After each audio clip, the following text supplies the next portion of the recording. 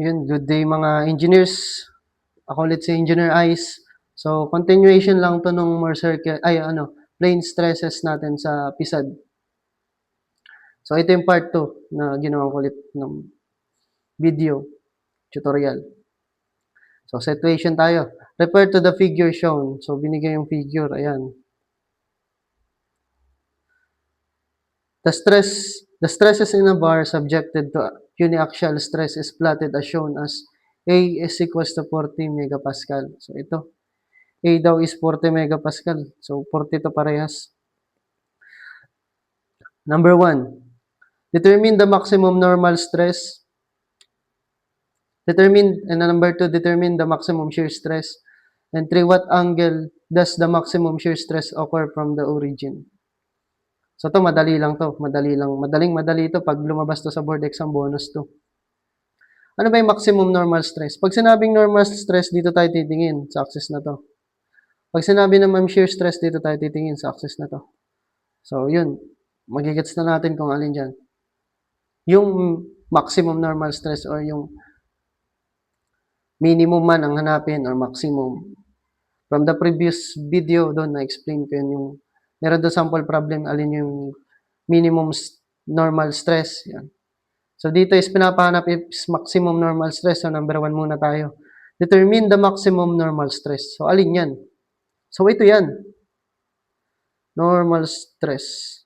So, 40 plus 40, 80, which is letter D, 80 megapascal. So, number 2 naman, determine the maximum shear stress. So, yung maximum shear stress natin, yung radius. Radius din yan. So, alin ba yung radius dyan? So, ito, from the point to dito. So, ito is 40. Ito 40. 40 megapascal yung sagot sa number 2, which is letter C. And number 3, what angle does the maximum shear stress occur from the origin? From the origin. So, pag ganun.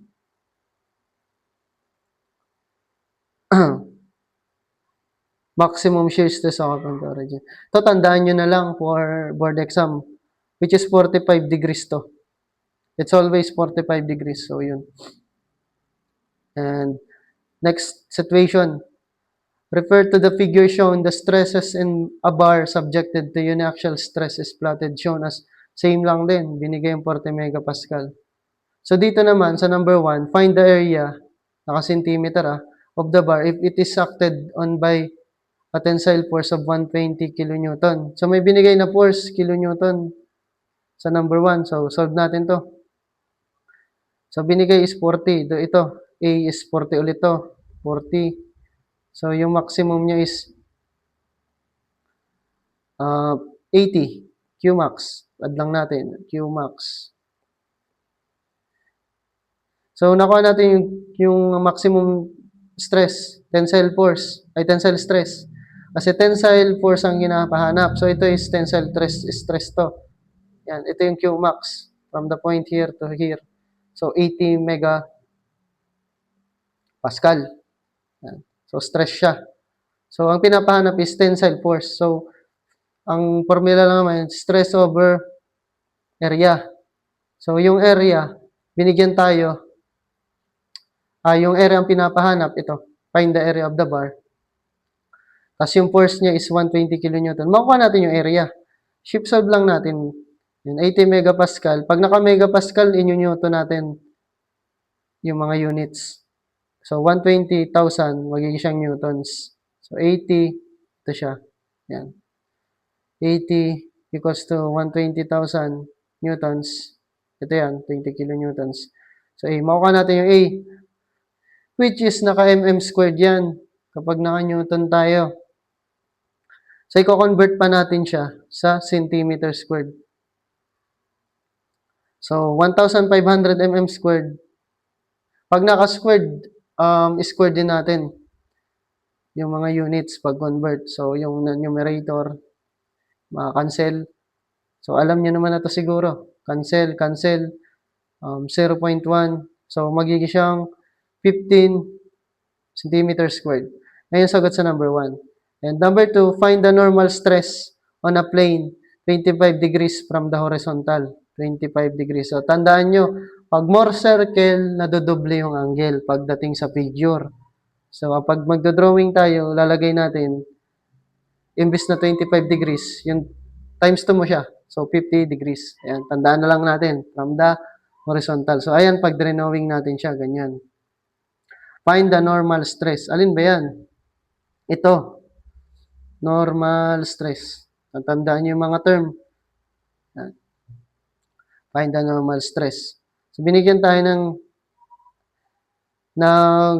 angle, which is 25 degrees. So, pag drawing natin siya sa more circle, mag-double siya. So, 50 degrees yan. So, ayan, meron tayong angle. And ito is radius, binigyan din tayo, r is equals to 40. Bakit? Kasi ito is radius din to, from the center. Yan, radius din yan. So, ito yan, 40. So, pag ito, point from the center, o yan, radius din yan. Kaya ganun, dali lang, dapat, ano lang natin, analyze. Find the normal stress on a plane. So, gamit yung triangle na to, mahanap natin yung normal stress, which is ito. Kasi kukunin muna natin yung Z. Itong Z. Makukuha natin siya kasi meron tayong angle and meron tayong hypotenuse sa ating right triangle. Ayan.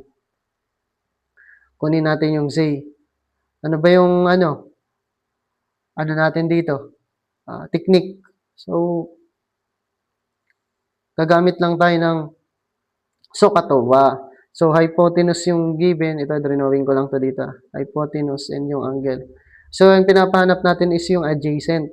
Itong Z, adjacent. So, kung di nyo pa ito master, punta kayo sa MSTC na playlist ko dito sa YouTube. May crash course doon. Panoorin nyo. Madali lang to. And basic math. And 40 yung hypotenuse kasi yan yung radius. And yung angle is 50 degrees. Makuha natin yung Z, which is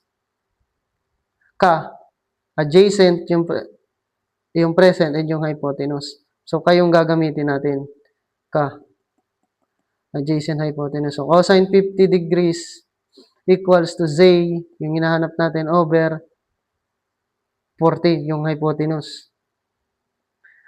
And the shift solve natin, Z is equals to 25.71. Ito. Megapascal yan. And para mahanap to, ang gagawin natin, yung radius, kasi radius baga to. Sinabi ko radius. Minus Z lang. Para mahanap natin to. Kasi to Z to eh. Diba? Itong Z, yung orange.